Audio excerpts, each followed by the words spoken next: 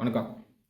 கோயில் திருவிழா, ஒரு மேளதாளங்கள் வாசிக்கிற இடம், இதெல்லாம் பாருங்க, வேடிக்கை பார்த்துக்கிட்டு இருக்கும் பொழுது சாமி ஆடுவாங்க. ஆண், அப்புறம் பெண், குழந்தைங்க, பெரியவங்க, சின்னவங்க எல்லாத்துக்குமே. பார்க்குற எல்லாருமே ஆடுறதில்ல.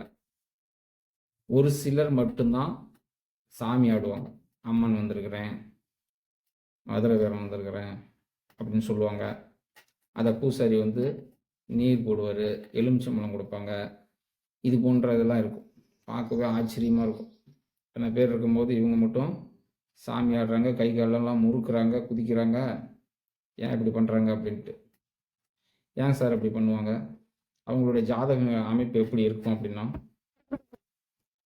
அவங்களுடைய ஜாதகம் எந்த ராசியா இருந்தாலும், எந்த லக்னமா இருந்தாலும் சரி, அவங்க எந்த நட்சத்திரமா இருந்தாலும் சரி, அவங்களுடைய ஜாதகத்துல செவ்வாய், சனி கூட்டணி, பார்வை, சேர்க்கை எவ்வகையிலயாவது இருந்ததுன்னா, இது போன்ற செய்வாங்க.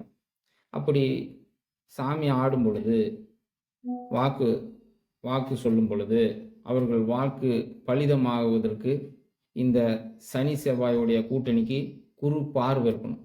அப்படி குரு பார்வை இருந்ததுன்னா, அவ்வாறு சாமி ஆடி அவர்கள் சொல்லும் வாக்கு பலிதமாகும். அப்படி குரு பார்வை இல்லாத செவ்வாய், சனி சேர்க்கை மட்டும்தான் இருக்கு அப்படின்னா, வாக்கு பலிதம் ஆகாது. அவர்கள் சாமி ஆடுவார்கள். வாக்கு சொல்லாம ஆடுவார்கள், அல்லது சொன்னாலும் அது பலிக்காம இருக்கும் என்பதை உணர்ந்து கொள்ளலாம். இந்த ஜாதக அமைப்பு இவ்வாறு தான் இருக்கும். அது மாதிரி இருந்தால் ஆய்வு பண்ணி பார்த்துக்குங்க. உங்கள் ஜாதகத்தில் அது போல இருக்கா அப்படின்னு ஆய்வு பண்ணி பார்த்துக்குங்க. ஜோதிடத்தை மதிப்போம், நலமுடன் வாழ்வோம், நன்றியுடன் லோக நஷ்டோம். வணக்கம்.